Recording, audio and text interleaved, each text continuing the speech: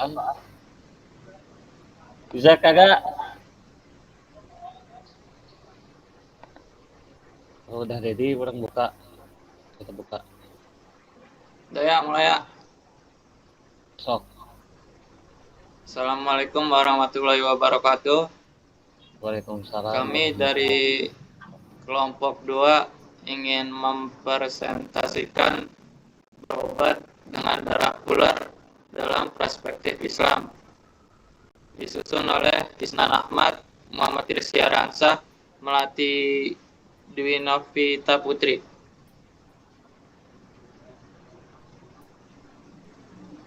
Pengertian menggunakan darah ular untuk pengobatan.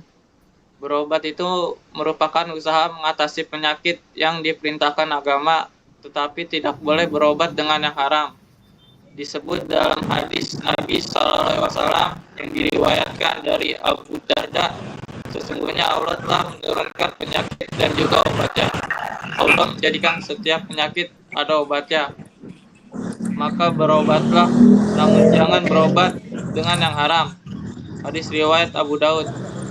Dalam hadis yang diriwayatkan Abu Hurairah, ia berkata Rasulullah SAW melarang dari obat yang khabith, yaitu yang haram karena bernajis atau kotor. Hadis riwayat Abu Daud, Tirmizi, dan Ibnu Majah. Sedangkan ular termasuk kategori hewan yang haram dikonsumsi karena Rasulullah SAW memerintahkan untuk membunuhnya tanpa memberikan keterangan untuk memanfaatkan dagingnya supaya dikonsumsi. Padahal makhluk Allah tidak boleh dibunuh tanpa ada guna dan disia-siakan. Perhatikanlah Rasulullah SAW bersabda, yang artinya bunuhlah ular. Hadis riwayat Bukhari dan Muslim. Diriwayatkan pula dari Abu Hurairah, ia berkata Rasulullah SAW memerintahkan untuk membunuh dua hewan yang berwarna hitam ketika sholat, yaitu kalajengking dan ular. Hadis riwayat Abu Daud, Al-Nasai, Al-Tirmizi, dan Ibnu Majah. Syekh Sulaiman bin Salih Al-Quraisy dalam kitabnya Al-Hayawanat Ma Yukal wa Ma La Yukal menyebutkan tentang pendapat yang sahih bahwa setiap binatang yang diperintahkan untuk dibunuh maka dagingnya haram dimakan. Maksud dibunuh di sini adalah dibunuh tanpa sebab yang dibenarkan syariat, yaitu disembelih sesuai dengan cara syariah. Karena seandainya diperbolehkan mengambil manfaat dengan cara memakan dagingnya, tentu Nabi SAW tidak akan memerintahkan untuk membunuhnya. Lihat Adwa Al-Bayan Syekh Muhammad Amin Al-Sintikci ayat 2. Lebih tegas lagi, Al-Majmu' Imam Al-Nawawi surat 92. Ular itu kalau mati disebut maitoh dan hukumnya najis, maka mengkonsumsinya menjadi haram. Juga tidak ada tuntunan syariah dalam menyembelih ular, dan meskipun disembelih sesuai kaidah syariah karena ular termasuk hewan yang haram dikonsumsi, maka disembelih ataupun tidak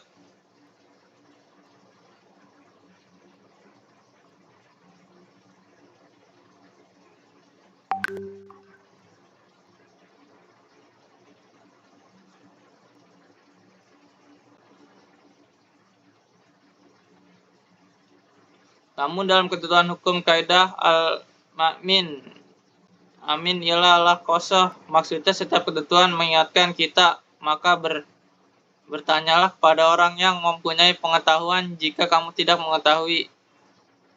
QS 1643. Dan ayat seperti ini diulang lagi di surat An-Nabiyah surat 21 ayat 7. Ini menunjukkan tentang pentingnya ilmu pengetahuan dalam kehidupan kita. Hukum meminum darah ular. Ular termasuk ke dalam hewan buas yang bertaring dan membahayakan, sehingga keharamannya sudah jelas dalam Islam, apalagi darah yang merupakan benda najis dan mengharuskan bersuci darinya ketika terkena anggota tubuh. Lantas bagaimana Islam menanggapi mengkonsumsi darah ular seperti kebutuhan medis? Al-Quran menyebutkan darah sebagai salah satu benda yang dilarang untuk dikonsumsi. Hal ini tercantum dalam surat Al-Maidah ayat 3. diharamkan bagimu memakan bangkai, darah, daging babi, daging hewan yang disembelih atas nama selain Allah. Surat Al-Maidah ayat 3. Benda najis pastinya juga haram, tidak boleh digunakan untuk pengobatan. Tidak boleh mengobati penyakit dengan yang haram. Nabi Muhammad SAW melarang mengobati penyakit dengan yang haram menurut laporan diriwayatkan oleh Abu Daud 3874 dari Abu Darda yang mengatakan Rasulullah SAW bersabda, Allah telah menurunkan penyakit dan obatnya, dan dia menciptakan untuk setiap penyakit ada obatnya, maka obatilah penyakit itu, tetapi jangan mengobatinya dengan sesuatu yang haram. Digolongkan sebagai sahih oleh Al-Albani dalam Sahih Al-Jami 1762, tidak diperbolehkan memakan daging ular, baik untuk tujuan pengobatan maupun untuk tujuan lainnya. Makanan dan obat-obatan yang dihalalkan Allah cukup dan tidak perlu yang haram. Lanjut.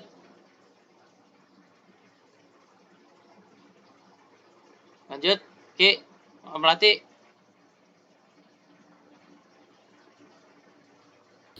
Assalamualaikum warahmatullahi wabarakatuh. Untuk materi yang selanjutnya adalah pendapat kenapa darah haram. Di dalam Islam, darah termasuk hal yang najis.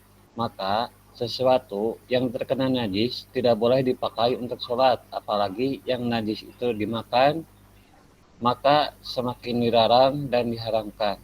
Perihal pengharaman darah untuk dikonsumsi ini sudah jelas dan tegas ada dalam ayat-ayat berikut ini, yang artinya sesungguhnya Allah hanya mengharamkan bagimu bangkai, darah, daging babi, dan binatang ketika disebut nama selain Allah. Tetapi barang siapa dalam keadaan terpaksa memakannya, sedang dia tidak menginginkannya dan tidak pula melampaui batas, maka tidak ada dosa baginya. Sesungguhnya Allah Maha Pengampun lagi Maha Penyayang. Quran Surat Al-Baqarah ayat 173.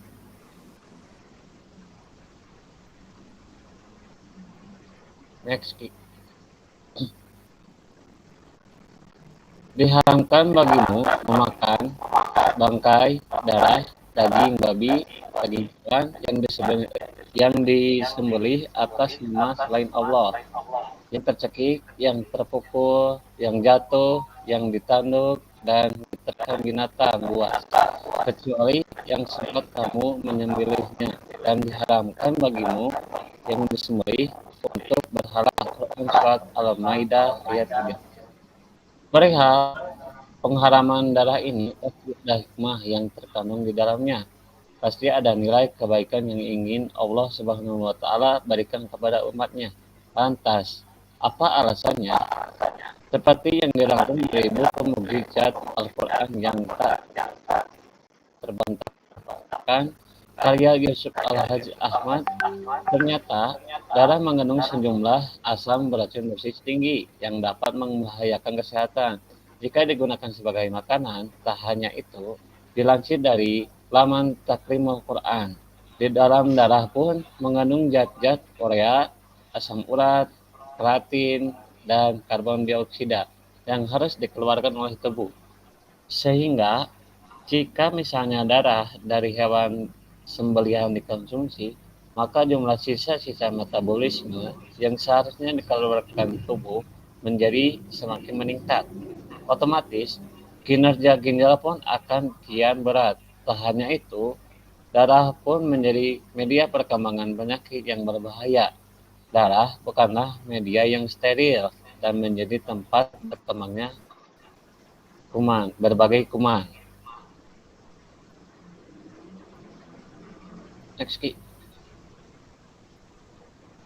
Hikmah mengetahui pengobatan menurut syariat Islam. Terdapat beberapa dalil yang memerintahkan orang yang sedang sakit untuk berobat.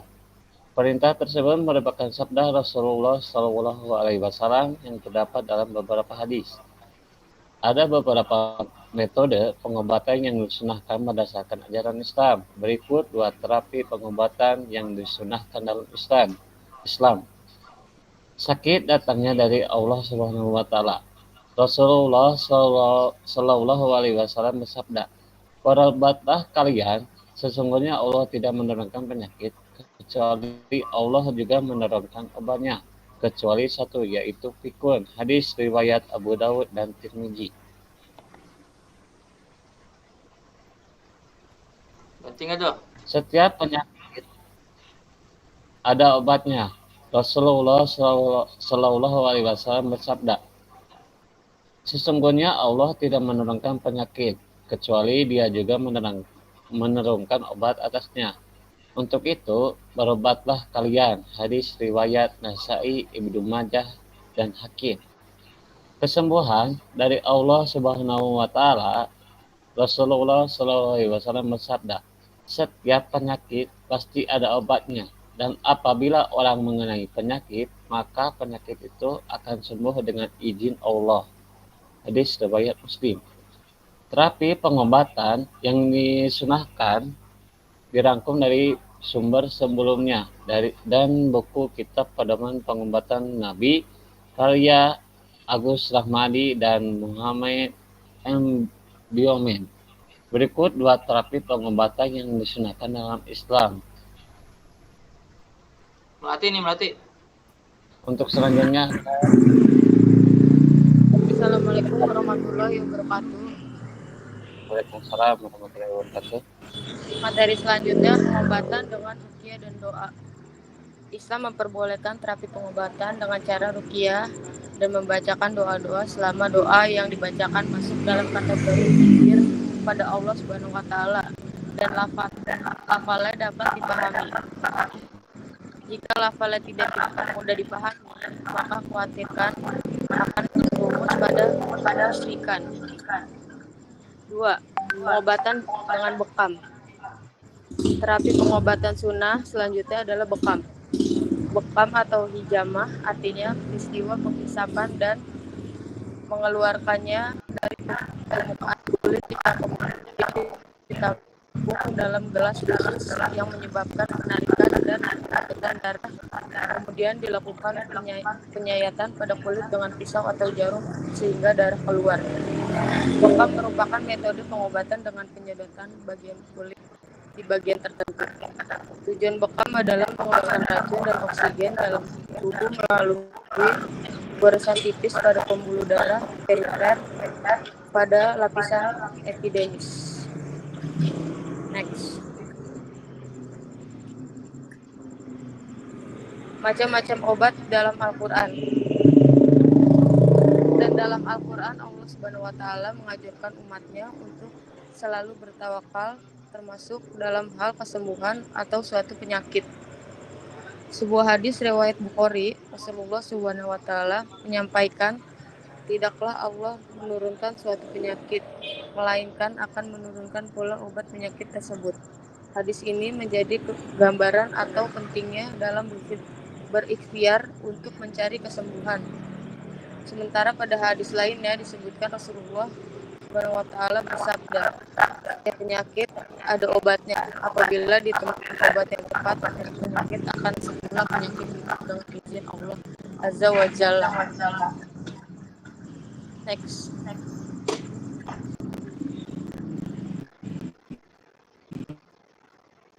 Ini menunjukkan bahwa obat yang tepat menjadi jalan kesembuhan bagi suatu penyakit.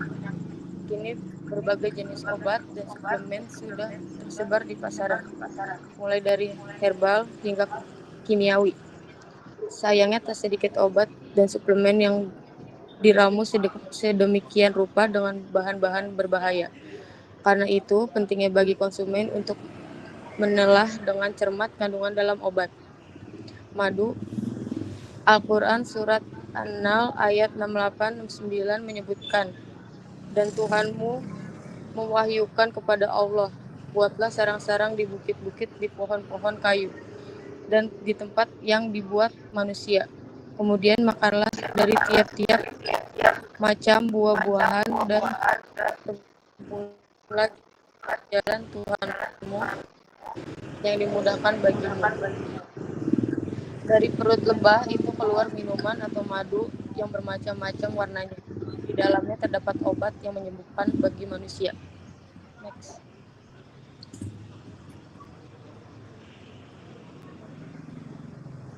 Kurma. Kurma sangat baik untuk dikonsumsi ibu hamil. Hal ini karena kurma kaya akan zat besi untuk mencegah anemia, kalsium, untuk memperkuat tulang dan tumbuh di janin, serta hormon reproduksi bagi wanita hamil. Dalam hadis riwayat Muslim, Rasulullah SAW bersabda, barang siapa yang sarapan dengan 7 butir kurma ajwa setiap pagi akan terhindar dari bahaya racun dan sihir. Minyak zaitun. Pelita itu di dalam kaca dan itu seakan-akan binatang yang berbahaya seperti mutiara yang dinyalakan dengan minyak dari pohon yang berbahaya, yaitu pohon zaitun yang tumbuh tidak di sebelah timur dan tidak pula di sebelah barat, yang minyaknya saja hampir-hampir menerangi walaupun tidak disentuh api.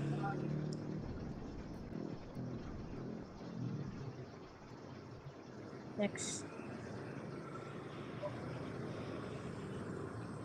Habatus sauda atau jintan hitam. Habatus sauda adalah jintan hitam, memiliki banyak manfaat seperti menguatkan sistem kekebalan tubuh, menetralisir racun, hingga anti stres.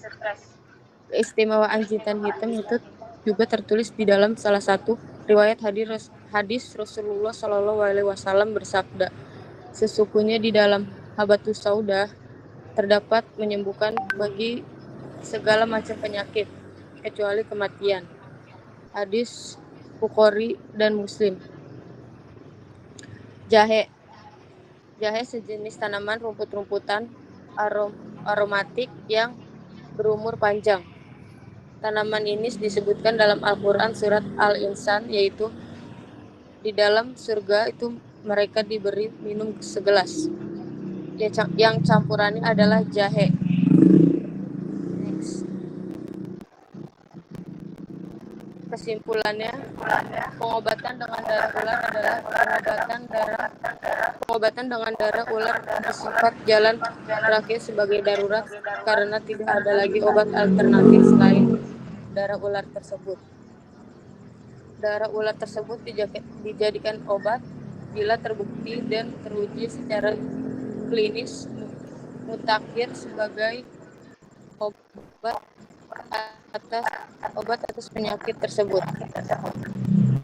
Artinya, pertimbangkan ilmu pengetahuan medis perlu menjadi pertimbangan utama dalam hal ini.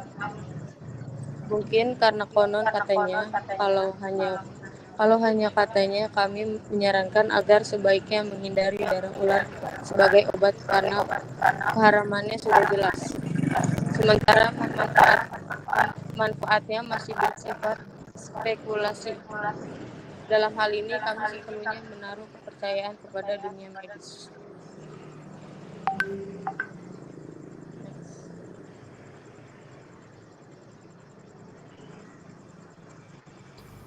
Baik, mungkin segitu saja yang dapat kami presentasikan. Mohon maaf apabila ada salah kalimat atau kalimat yang kurang jelas selama presentasi.